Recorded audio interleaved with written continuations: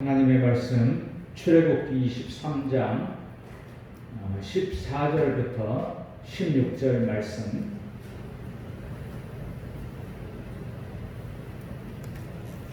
구약성경 117페이지 출애굽기 23장 14절부터 16절까지를 같이 봉독하도록 하겠습니다.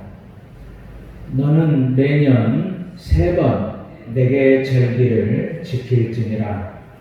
너는 무교병의 절기를 지키라. 내가 내게 명령한 대로 아비볼에 정한 때에 이래 동안 무교병을 먹을지니 이는 그 달에 내가 애굽에서 나왔습니다. 빈손으로 내 앞에 나오지 말지니라. 맥추절을 지키라. 이는 내가 수고하여 밭에 뿌린 것의 철 열매를 거둠이니라. 수장절을 지키라. 이는 내가 수고하여 이룬 것을 연말에 밭에서부터 거두어 저장함이니라. 아멘. 16절 말씀까지 봉독하였습니다.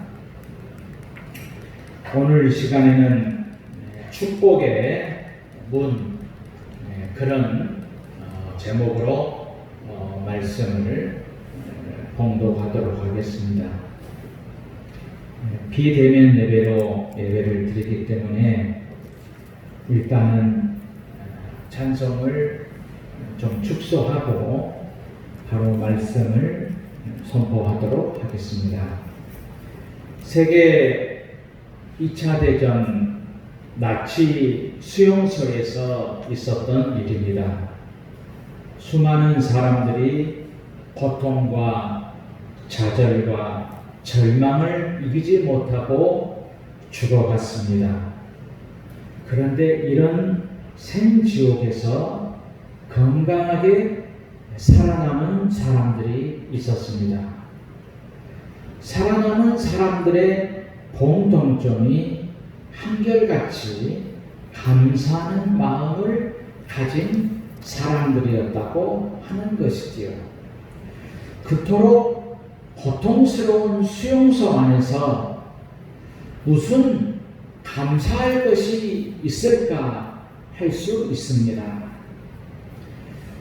그들에 의하면 그런 혹독한 수용소 안에서도 감사할 것이 얼마든지 있었다고 하는 것입니다. 갈라진 판자 사이로 들어오는 햇볕을 주신 하나님께 감사를 드렸고, 날마다 죽어나가는 현장에서 아침에 일어나면 하루의 생명을 연장해 주신 하나님께 감사를 드렸습니다. 그날 뚱뚱한 감시원이 당번이 되면 오늘은 고통이 덜하겠구나 라고 감사를 드렸고, 이런 급한 상황에서 감사할 때 마음의 평화와 안식을 얻었다고 하는 것입니다. 이렇게 감사한 사람들이 수용소에서 끝까지 건강하게 살아남았다는 이야기가 있습니다. 감사의 마음을 가지면 마음의 여유가 생깁니다. 육체와 영적으로도 건강해집니다. 그래서 감사는 축복의 문, 축복의 통로, 축복의 비결이 되는 것입니다. 감사할 줄 아는 사람에게 앞길이 환하게 열립니다. 그러나 감사를 모르면 원망과 불평이 많습니다. 세계 62억 인구 가운데에 30억은 하루 겨우 2,000원 미만으로 생활하고 있다고 국제노동기구가 발표를 했습니다. 이에 비하면 우리 한국은 너무나 잘 살고 있습니다. 그런데도 이미 누리고 있는 축복을 감사하지 못합니다. 그래서 많은 사람들이 헬조선이라고 스스로를 비하하고 있는 것이죠. 이것이 얼마나 하나님의 은혜를 배척하는 일인가를 알아야 됩니다. 하나님의 은혜를 잊어버리고 다른 사람을 배려하는 따스함이 점점 메말라 가는 것 같아서 안타까운 일입니다. 많은 것을 소유하고 있으면서도 감사를 모르는 사람은 불행한 사람입니다. 많은 은혜를 받았으면서도 감사를 모르고 불평과 원망하며 사는 사람은 미련한 사람이지요. 감사의 좋은 습관은 축복의 통로가 되는 것입니다. 감사하는 사람은 행복과 기쁨이 넘칩니다. 감사하는 사람은 축복의 문을 여는 열쇠를 가진 지혜로운 사람인 것입니다. 인생을 살아가는 데는 두 종류가 있습니다. 역경 속에서 감사하는 사람이 있습니다. 이런 사람들이 긍정적이고 믿음이 견고하게 서 있습니다. 어려운 문제를 만나도 극복하는 속도가 빠르지요. 환자를 치료할 때에도 긍정적인 환자들은 회복의 속도가 빠르다고 합니다. 이런 사람이 성공의 확률도 대단히 높다고 합니다. 성경에 다윗이나 요셉이나 모세나 다니엘, 욥 같은 사람이 바로 이런 유형의 사람들입니다. 부정적으로 접근하는 사람들도 있습니다. 이런 사람들은 걱정, 근심, 염려가 많습니다. 절망과 좌절을 잘하고 분노를 잘 냅니다. 이런 사람은 시기심과 질투심, 비교의식이 강합니다. 인간관계에서도 틀어진 사람이죠. 성경에 사울왕 같은 사람입니다.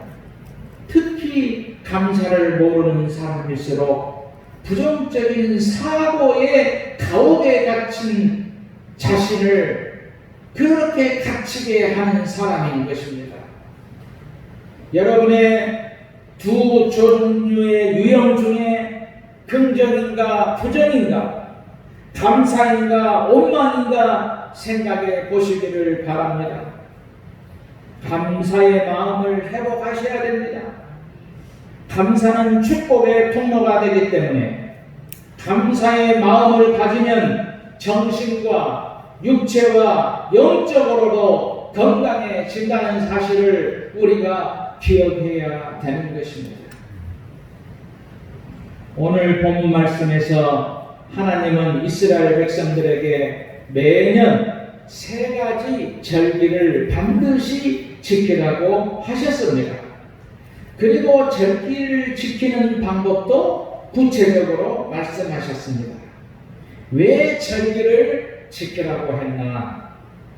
절기를 주신 목적은 하나님의 은혜를 잊지 말라는 것입니다. 은혜를 잊지 않는 것은 인간의 기본 자세지요. 감사 절기를 지키는 것은 하나님의 은혜를 잊지 않고 감사하며 살게 하는데 그 목적이 있습니다. 본문은 너는 매년 3번 내게 절기를 지킬지니라 라고 말씀하십니다. 절기를 지키라는 것은 430년 동안 애굽에서 종살이 하다가 하나님이 그들을 해방시킨 것을 잊지 않게 하려고 하신 것입니다. 일주일 동안 광야에서 딱딱한 빵과 쓴 나무를 먹으면서 애굽에서 너희를 건져내신 분이 누구신 줄 아느냐? 전능하신 하나님이다. 이 하나님의 은혜를 잊지 말라는 것입니다. 절기를 정해놓고 지키라고 하시는 것은 하나님의 은혜를 잊지 말고 감사하면서 살라는 것입니다. 이것이 절기를 주신 목적이지요. 은혜를 아는 사람은 생각이 다릅니다. 행복하기에 감사하는 것이 아니고 감사를 고백했기 때문에 행복해지는 것입니다. 그래서 바울은 범사에 감사하라 했습니다. 범사라고 하는 것은 잘 될 때에도 감사하고 잘 안 될 때에도 감사하는 것입니다. 성공했을 때에도 감사하고 실패했을 때에도 감사하고 건강했을 때에도 감사하고 병들었을 때에도 감사하고 환경과 조건을 초월해서 감사하는 것이 범사에 감사하는 것입니다. 오늘 우리가 광야 같은 인생을 살아갈 때에 특히 코로나 바이러스가 창궐하고 마스크를 쓰면서 우리의 생활이 통제되는 삶을 살아가는 이 상황 속에서 우리가 이런 상황 속에서도 감사하면서 살아가고 하나님이 여기까지 인도하셔서 감사하면서 은혜를 잊지 않고 살아간다는 것은 정말로 우리가 범사에 감사라는 사도 바울의 말씀을 실천하는 것이라고 하는 것입니다. 그러면은 우리가 무엇을 감사해야 됩니까? 첫째로는 구원받은 은혜를 감사해야 합니다. 가장 기본적이지만 가장 가치 있는 감사를 하라고 하십니다. 그것은 애굽에서 나온 것을 감사하라는 것이죠. 오늘 본문 15절에 이는 그 달에 내가 애굽에서 나왔습니다. 이스라엘 백성들이 애굽에서 나온 것은 인간의 힘으로 할 수 없는 전적인 하나님의 은혜입니다. 애굽에서 나온 것이 이스라엘 백성들의 구원을 말합니다. 애굽은 바로의 종으로 사는 곳입니다. 하루 종일 노역을 했습니다. 자유와 평화를 잃었습니다. 신앙을 잃은 곳이 애굽입니다. 이스라엘이 애굽에서 나온 것은 이스라엘의 노력과 투쟁으로 된 것이 아니고 하나님의 전적인 은혜로 출애굽할 수 있었습니다. 어떤 기적과 이적도 바로의 마음을 꺾을 수가 없었습니다. 바로는 마귀의 상징입니다. 마귀는 우리의 대적이지요. 온수 마귀는 우리의 어떤 힘으로도 제어할 수가 없습니다. 오직 한 가지 방법 외에는 없습니다. 6월절 어린 양의 피지요. 출애굽기 12장 23절에 문설주의 피를 보시면 여호와께서 그 문을 넘으시고 말씀하십니다. 오직 6월절 어린 양의 피만이 바로를 꺾을 수 있었습니다. 하나님은 양을 잡고 그 피를 문설주에 바르게 하셨습니다. 그리고 그날 밤이 지나갔습니다. 새벽에 온 애굽 땅에 통곡 소리가 들렸습니다. 문설주에 피를 바르지 않는 애굽 사람의 집에는 바로의 장자로부터 동물까지 모조리 죽었습니다. 이 때문에 바로가 항복을 하였지요. 이스라엘 백성들은 당당하게 애굽을 나와 출애굽을 하게 되었습니다. 이것이 이스라엘 백성들의 유월절입니다. 양의 피를 볼 때에 이스라엘 백성들의 가정은 죽음이 넘어가는 유월절의 역사가 일어났습니다. 이것이 바로 유월절이고 구원받은 날입니다. 이 날이 출애굽한 날입니다. 이것은 전적인 하나님의 은혜로 구원을 받은 것이지요. 이 날을 잊지 말고 감사의 절기로 지키라는 것입니다. 애굽의 유월절은 예수 그리스도의 어린 양을 말씀하시는 것입니다. 예수님이 십자가에서 흘린 피로 생명을 용서하시고 우리를 살리셨습니다. 그러므로 누구든지 예수를 믿기만 하면 구원을 받습니다. 마귀의 자녀에서 하나님의 자녀로 신분이 바뀌는 것입니다. 여러분의 삶과 죽음이 무엇으로 구별이 되는가를 알아야겠죠. 아주 간단합니다. 생명이 있느냐 없느냐가 구별의 분기점이 됩니다. 여러분은 이미 마음속에 생명이 들어있습니다. 요한일서 5장 12절에 아들이 있는 자에게는 생명이 있고 아들이 없는 자는 생명이 없느니라 말씀했습니다. 예수 믿으면 천국까지 길이 열려 있습니다. 주님이 천국 가는 길이기 때문이지요. 예수님으로 인간에게 해답을 주신 것이지요. 그러므로 진정한 그리스도인은 예수 믿고 구원받은 은혜를 감사해야 하는 것입니다. 두 번째로, 구원받은 사람은 빈손으로 하나님 앞에 나오지 말라 하십니다. 하나님 앞에 나올 때는 예물이 있어야 됩니다. 절기에는 특별한 예물인 별미를 준비해야 됩니다. 그래서 본문에 빈손으로 내 앞에 나오지 말지니라 라고 말씀하십니다. 사실 절기는 감사를 표현하는 것입니다. 하나님이 무엇이 부족해서 예물을 가지고 오라고 말씀하시는 것이 아닙니다. 애굽에서 나를 건져주신 하나님의 은혜를 잊지 말라는 것이지요. 감사는 은혜의 척도입니다. 누가복음 17장에 10명의 문둥병 환자가 나옵니다. 문둥병은 관절마디가 빠지고 피부가 일그러지고 손마디가 부러지죠. 전염성이 강해서 가족과 이별을 하며 삽니다. 이웃과 격리되어 살아가는 아주 무서운 병인데 이들이 모여 사는 마을에 예수님이 오셨습니다. 그러나 더 비참했던 것은 다른 사람들은 예수님 앞으로 달려갈 수 있었는데 이 문둥병 걸린 이 사람들은 예수님 곁으로 가까이 가고 싶어도 가지 못했어요. 멀리 서서 우리를 불쌍히 여겨달라고 주님을 부르는 비참한 모습을 볼 수 있습니다. 그때 주님은 가시던 걸음을 멈추시고 이들을 향해 너희 몸을 가서 제사장에게 보이라 라고 말씀하십니다. 예수님의 말씀을 듣고 제사장에게 가는 도중에 문둥병이 깨끗이 나았습니다. 그런데 그렇게 힘든 병을 고침받고서 모두 다 집으로 돌아갔는데 그 중에 한 사람만 예수님 앞에 다시 와서 감사를 고백했습니다. 그때 예수님이 하신 말씀이 10사람이 고침을 받았는데 9사람은 어디로 갔느냐? 주님은 섭섭한 마음으로 찾으셨습니다. 이 말씀에서 감사를 모르는 것을 주님은 섭섭하게 생각하신다는 것이지.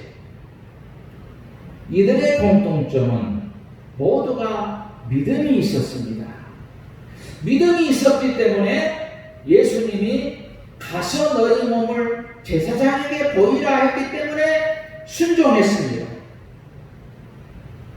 가는 도중에 고침을 받았지요. 문제는 믿음 속에 감사가 없었습니다. 신앙은 믿음으로 끝나는 것이 아니고 믿음 위에 감사를 더해야 되는 것입니다. 통계에 의하면 우리나라에 고혈압 환자가 500만 명이 넘습니다. 당뇨병 환자는 400만이 넘고 중풍병자는 100만 명이 넘고 혼자 움직일 수 없는 사람이 200만 명이 넘습니다. 요즘은 장수 시대지만 치매가 더 빠르게 다가온다고 합니다. 장수가 축복일 수도 있지만 불행일 수도 있습니다. 왜 그렇습니까? 생명만 유지하는 것은 축복이라고 말할 수가 없습니다. 이런 세상에서 건강하게 호흡하고 숨쉬고 있는 내 모습이 얼마나 감사한가를 알아야 됩니다. 감사를 모르는 사람일수록 원망과 불평이 많습니다. 이런 사람은 자신도 불행하고 다른 사람도 불행하게 만드는 것이지. 마음속에 감사를 잃어버리고 은혜가 메마를 때에 마귀가 찾아오는 것입니다. 마귀는 두 가지를 할 수가 없어요. 하나는 감사를 못합니다. 마귀가 감사하는 것을 보지 못했습니다. 마귀는 파괴자입니다. 이간질을 합니다. 마귀는 거짓말장이기 때문에 감사를 할 수가 없어요. 원망과 불평과 거짓과 이 모든 것이 마귀의 속성이라는 것을 알아야 됩니다. 또 하나는 마귀를 회개를 하지 않습니다. 성경에 마귀가 회개하는 것을 볼 수가 없습니다. 유다는 회개하지 않았어요. 자기를 학대하면서 자살을 했습니다. 마귀는 원망과 불평하게 만듭니다. 거짓과 시기와 실투의 시스템을 타고 들어와 파괴하는 것입니다. 사울 왕을 보십시오. 악신이 마음에서 역사하자 자기 사위인 다윗을 죽이려고 창을 던졌습니다. 사탄은 분별력을 잃게 만듭니다. 감정을 절제하지 못하게 합니다. 은혜가 떠나면 감사도 떠나게 되는 것입니다. 분노와 미움으로 가득하여 경쟁에 이글거리는 사람으로 변하게 하는 것입니다. 이런 사람의 마음에는 상처가 많아서 그렇지요. 그래서 다른 사람에게도 자꾸 상처를 입히게 되는 것입니다. 우리는 어떤 상처를 가지고 있는가를 잘 생각해 보아야 됩니다. 그 상처로 인하여 날카롭고 위장된 창을 누구에게 겨누고 있는가를 생각해 보아야 됩니다. 아니면 창을 내려놓고 다른 사람을 섬기며 감사의 회복을 하고 있는가 생각해 보아야 됩니다. 자신의 마음과 영혼의 상처가 치유됨을 경험하게 되는 것이지요. 그러면 우리가 어떻게 감사를 표현해야 되겠습니까?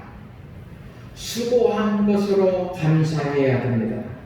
오늘 본문 16절에 내가 수고하여 밭에 뿌린 것에 첫 열매를 거둠이라 말씀하십니다.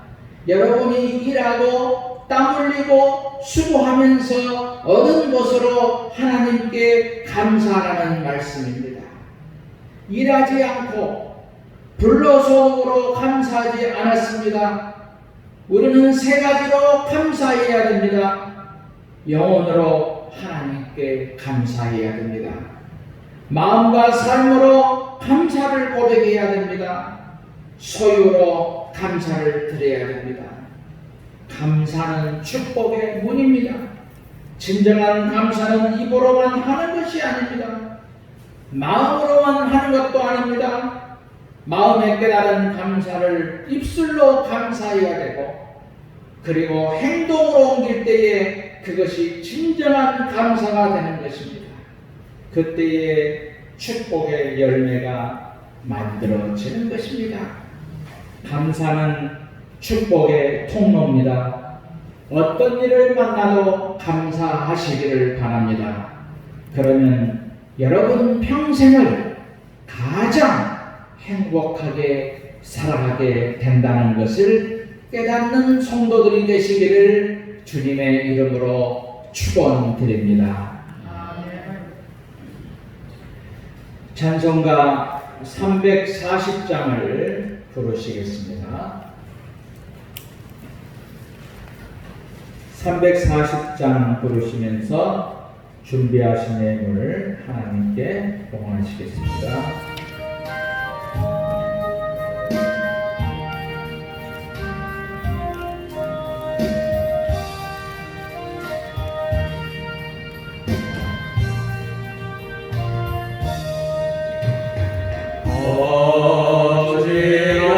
어지러운 세상 중에 기쁜 소리 들리네. 예수 하신 말씀 믿는 자여 따르라. 세상 헛된 신과 영화